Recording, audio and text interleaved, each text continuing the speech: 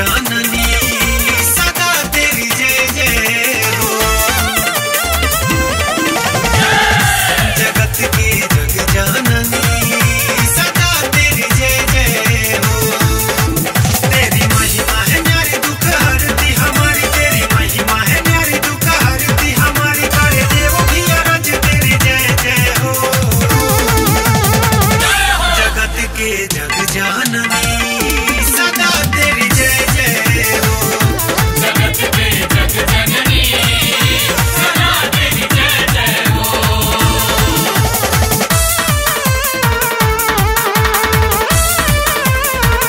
जय जय हो, जय जय हो, जय जय हो, जय हो।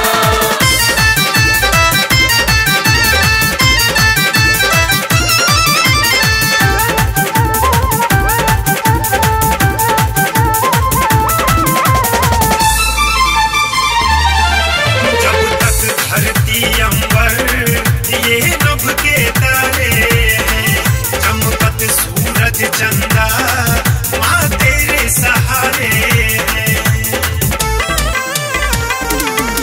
जब तक धरती अंबर ये नभ के तारे हैं, चमकत सूरज चंदा माँ तेरे सहारे हैं। सुनो विनय हमारी बढ़ती है अत्याचारी, सुनो विनय हमारी बढ़ती है अत्याचारी, असजिया में है पीर से उदय तेरी हो। जगत के जग जाननी सदा तेरी जय जय हो। जगत के जग जननी सदा तेरी जय जय हो। जय जय जय जय माँ, जय जय जय जय माँ, जय जय जय जय माँ, जय जय माँ, जय जय जय जय माँ, जय जय जय जय माँ, जय जय जय जय माँ, जय जय माँ।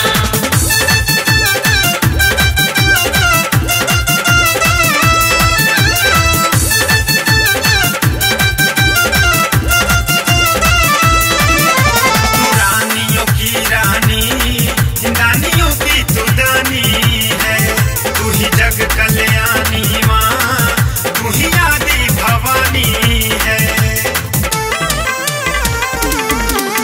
तू रानियों की रानी, दानियों की तू दानी है, तू ही जग कल्याणी माँ, तू ही आदि भवानी है। बेटा करता पुकारे आपका ही दरकार, बेटा करता पुकारे आपका ही दरकार, माँ वो ममता न कभी निर्मय तेरी हो।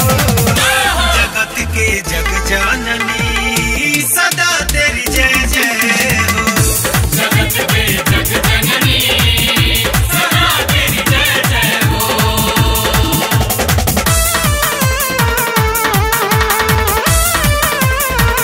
जय जय हो, जय जय हो, जय जय हो, जय हो।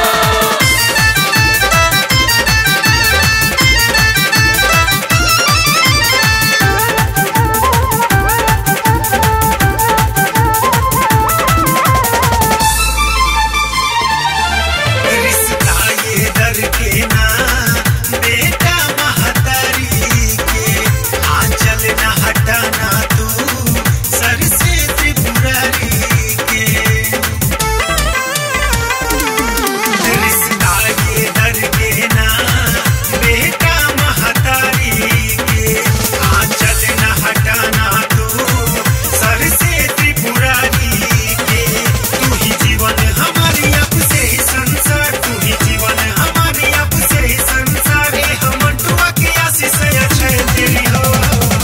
जगत के जग जाननी सदा तेरी जय जय हो। जगत के जग जननी सदा तेरी जय जय हो।